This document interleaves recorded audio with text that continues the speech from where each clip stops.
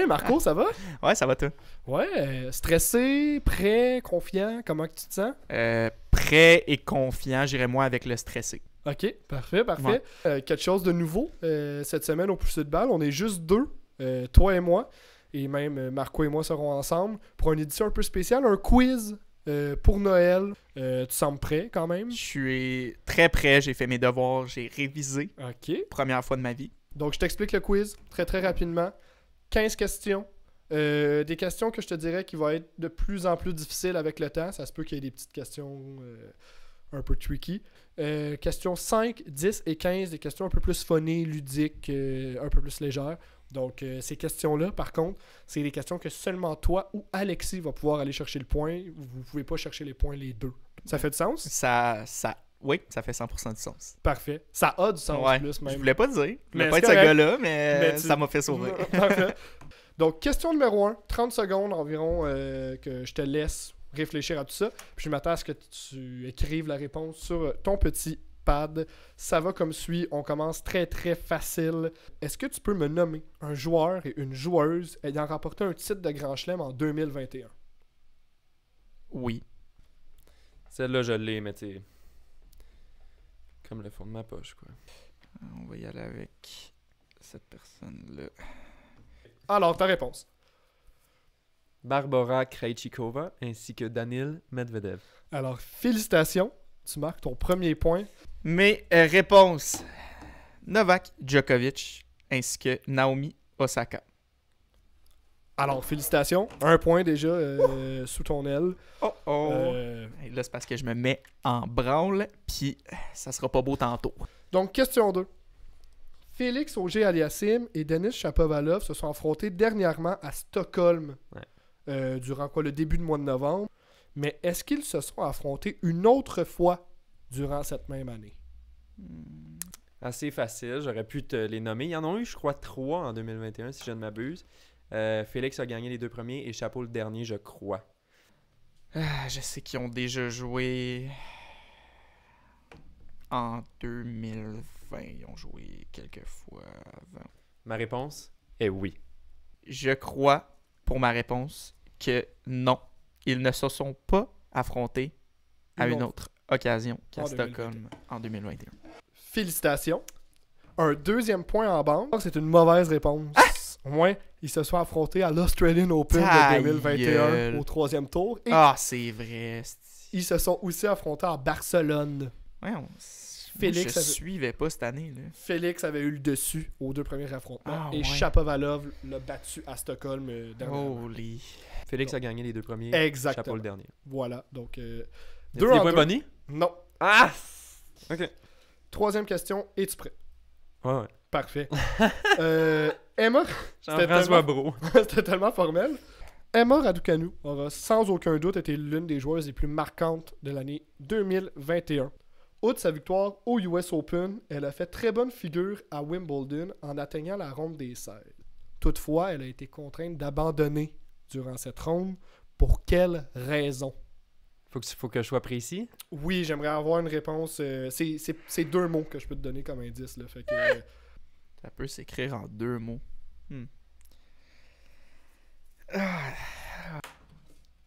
Blessure à l'épaule. Une blessure à la cuisse. malheureusement, ce n'est pas la bonne réponse non plus. Catastrophe. La bonne réponse était difficulté respiratoire. Difficulté respiratoire. Donc, c'est pour cette raison-là qu'elle a dû déclarer forfait à son match de ronde des 16. Enchaînons avec la question numéro 4, qui va comme suit. Novak Djokovic, serbe émérite, n'a pas réussi à gagner une médaille olympique en terminant 4e aux Jeux olympiques de Tokyo. Est-ce que tu peux me nommer les 2 personnes ayant réussi à le vaincre?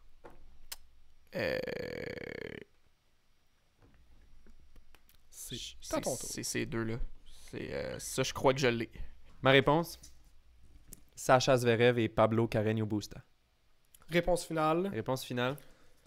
Donc, Alexander Zverev et Pablo Carreño Busta. Ce sont mes 2 réponses. C'est 1 point. Puis si Marco a pas ça, c'est sûr que je le tâche. Donc, 5e question. Question un peu ok. plus funny.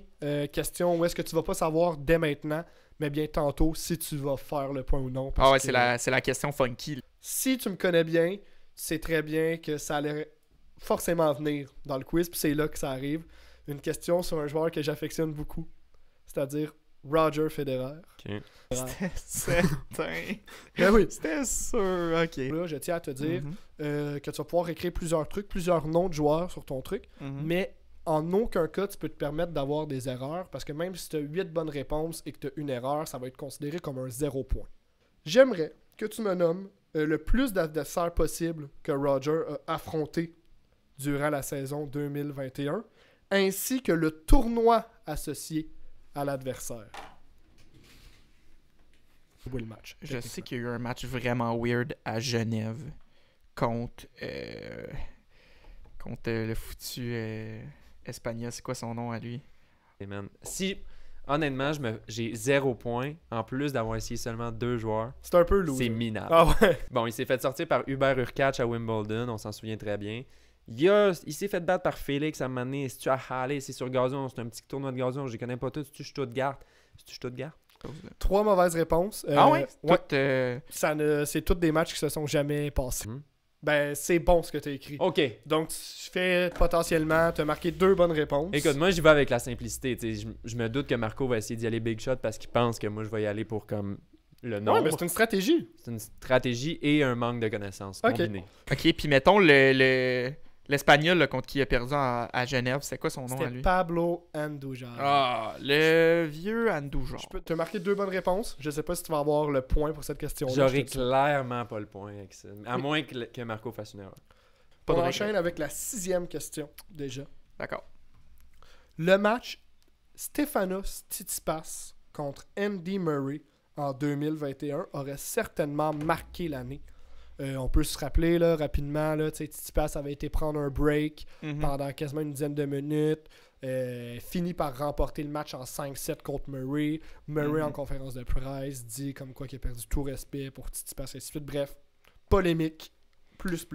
Mhm. Moi, ce que je veux savoir, c'est est-ce que cet affrontement était le premier entre les deux hommes? Murray versus Tsitsipas, quand est-ce que ça aurait pu se jouer ces deux-là? Bon, forcément, je sais pas vraiment la réponse parce que c'est un peu compliqué. Ma tête me dit oui, mon cœur me dit non. Tu vas Loin suivre des quoi? yeux, loin du cœur.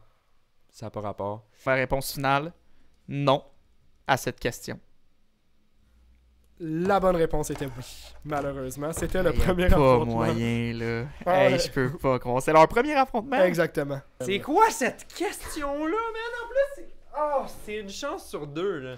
À moins que si tu sais la réponse, c'est une chance sur 1.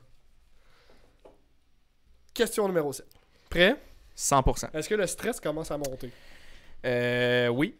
Je suis beaucoup moins confiant qu'il y a 6 questions. Parfait. C'est tout. Parfait. Question numéro 7, ça va comme suit. Ok. L'Omnium Banque Nationale a couronné comme championne Camila Giorgi et du côté masculin, Daniil Medvedev. Toutefois, j'aimerais savoir qui les affrontait en finale. L'Omnium Banque Nationale, c'est un tournoi qu'on écoute à chaque année. C'est probablement un de ceux que je suis le plus. Puis je suis allé voir... Ah, j'ai écrit... Un Je suis blanc? en train d'écrire de la merde? Non, je pense que c'est ça. Non. Chez les femmes, c'était Karolina Pliskova. Chez les hommes, c'était le dude de 6 pieds 11, Opelka. Karolina Pliskova, Riley Opelka. Ben, je te ferai pas attendre plus longtemps. Merci. C'est 1 point. Yes. Félicitations, Marco. Yes. Come on! Let's go! Habile. Question 8, t'es prêt? Oui, très près. Parfait, t'es sur une petite lancée. Une bonne réponse. Ouais. Ça va comme suit. Donc, est-ce que Leila Fernandez a eu une meilleure progression durant l'année 2021 que sa compatriote Bianca Andreescu durant l'année 2019? J'ai de la misère à me souvenir, Andreescu était où, mais forcément, c'est sûr qu'Andreescu a pris plus de positions au classement. Pour la simple et unique raison qu'elle a gagné des plus gros titres, puis qu'elle a fait des meilleurs résultats que Fernandez. Fait que... Leila, me semble, est partie à partir 2021, elle était peut-être 88, on va dire. Elle a fini, on va dire, à 20, je sais pas, 25 en ce moment. Avec la réponse qui me semble être la plus logique soit non. Et ce qui signifie, en d'autres mots, que Bianca Andreescu a mieux progressé en 2019 que Leylah Fernandez en 2021. Donc, Je pense que non, mais je dis oui. Leylah Fernandez aurait eu une meilleure progression que Bianca Andreescu. Ouais? Eh bien, je vais te dire les faits, mon ami. C'est pas une bonne réponse, il me l'aurait dit. Leylah Fernandez a fait un bond de 64 places lors de l'année 2021. Et Bianca Andreescu a fait un bond de 148 places. Donc, c'est une bonne réponse, Excusez. Marco. Question 9. On va rester en 2019 un peu. Et ça va porter sur Novak Djokovic, encore une fois. Bref, je te dis la question. Novak Djokovic a remporté 5 titres sur le circuit professionnel en 2019, mais aussi 5 titres sur le circuit professionnel en 2021. J'aimerais savoir quels sont les 3 titres qui sont en commun entre ces 2 années. Il y a 3 titres qu'il a gagnés en 2019 et en 2021. Ok. Je crois avoir une réponse finale, Lennon. Parfait, tu peux la montrer et me la dire en même temps. Donc, je crois qu'il a remporté en 2019 et en 2021 ces 3 titres. Australian Open, le Masters de Paris, donc Paris-Bercy, ainsi que Wimbledon. Ai-je la bonne réponse? Wimbledon, Australian Open, Paris-Bercy. T'as la bonne réponse, Oh! félicitations. Donc un autre point, ça va bien, là, 3 Marco? en 3. Hey, là, par exemple, je suis pas du genre à crier comme Alexis, là, parce que j'entendais Alex crier en coulisses. Woo! He's back at it, baby! Come on, Marco, watch-toi! Moi, je suis plus du genre confiance tranquille. Question numéro 10, une autre question ludique, un peu plus funny que tu sauras pas si t'as la bonne réponse de maintenant. Et cette question-là, contrairement à l'autre, tu vas avoir droit à une erreur possible. Pourquoi? Parce que la question, je vais essayer de te faire deviner un joueur ou une joueuse à la suite, en te donnant des faits sur cette personne-là. OK. Et la personne qui va faire le point, c'est la personne qui va réussir à trouver le joueur ou la joueuse avec le moins de faits possible. Dénoncer. D'accord. Exactement. D'accord. Premier fait. Je suis né le 17 juin 1997 en Russie. Lennon, est-ce que c'est Alexander Zverev? C'est une mauvaise réponse. Oh! Tu peux effacer. Ta première réponse, Andrei Rublev. Ouais. On va devoir continuer. C'est pas la bonne réponse. Mon meilleur classement est de 34e raquette au monde. On va continuer. Parfait. Le coach de cette personne est Artem Supronov. Merci, man. Merci. On continue. Parfait. Ça, c'est l'indice qui m'aide énormément. Je reconnais M. Suprunov. Meilleur résultat en tournoi du Grand Chelem, Wimbledon 2021, vaincu par Hubert Hurkacz. Vas-y avec un autre. Genre, 5e je suis fait. en a low, là. C'est sûr qu'il l'a eu avant 5 en plus. 5e fait. J'ai déjà vaincu Alexander Zverev à Rotterdam en 2021. C'est plate, là. Mais continue. Je sais 6e pas. fait. Rotterdam. Je sais pas. J'enchaîne avec le 6e fait. Je suis connu pour mes underarm serve Oh. ou mes services par en C'est dessus. niaiseux. Trick question, parce que je pensais qu'il était kazakh, ce gars-là. Il a la citoyenneté Kazakhstan, mais ça a l'air qu'il est né en Russie. Alexander Bublik. C'est lui. Alexander Bublik. Et la bonne réponse. C'est une bonne réponse. On va dire que Marco l'a en même temps que moi. Ouais. Qu'est-ce qui se passe? Pas de point? Personne va faire de point là-dessus. J'y vais pour la Mhm. 11e. 2015 fut une année remarquable pour Serena Williams, OK. ayant remporté 3 des 4 grands chelems de l'année. Toutefois, ce que j'aimerais savoir, c'est lequel des grands chelems qu'elle n'a pas gagné en 2015. Et tu peux avoir un point boni. C'est la seule fois que tu vas pouvoir avoir un point boni du match si tu me dis qui a vaincu Serena Williams. Ma réponse finale serait US Open et pour le point boni, Roberta Vinci. J'y vais pour Roland Garros et Victoria Azarenka. Tu fais pas un point là-dessus, mais 2 points là-dessus. OK. Woo! Habile. OK, I'm back in it. I'm back in it, baby. Donc là-dessus, tu fais 0 point. Alexis. J'enchaîne avec la question 12 dans quelques instants. Est-ce que Juan Martín del Potro a un head-to-head positif avec un des membres du Big Three? Donc, s'il y a un face-à-face positif avec juste un des trois, c'est un oui. Je pense que oui avec Roger. J'ai l'impression qu'il y a un head-to-head positif avec Federer. Il me semble qu'il l'a battu une couple de fois. Oui est ta réponse? Ouais. Eh bien, la bonne réponse était non. Tu fais 0 point aussi. Question 13. Ouais. Sur une Québécoise de chez nous, j'ai nommé Alexandra Wozniak. J'aimerais savoir... Qui vient d'accoucher d'un bébé. Exactement. J'aimerais savoir en quelle année et à quel tournoi Alexandra Wozniak a réalisé sa meilleure performance en Grand Chelem, soit un round des 16. Marco était déjà vieux quand t'as joué, là. Il y avait déjà comme des REER, là. Il me semble que c'est ça. 2009. Oh! Je crois, Lennon, me souvenir qu'Alexandra Wozniak a fait la ronde des 16 à Roland-Garros en 2009. US Open, 2009. C'est une excellente réponse. Oh là là! Hey, ça, c'est niché. Ça, Ça, c'est niché. ça, c'est très Ça, étonnant. c'est que t'aies extrêmement cherché niché. ça. La bonne réponse était Roland-Garros 2009. J'ai un point. Non. Question 14. Ok. Djokovic, Federer et Nadal sont tous à 20 titres de Grand Chelem.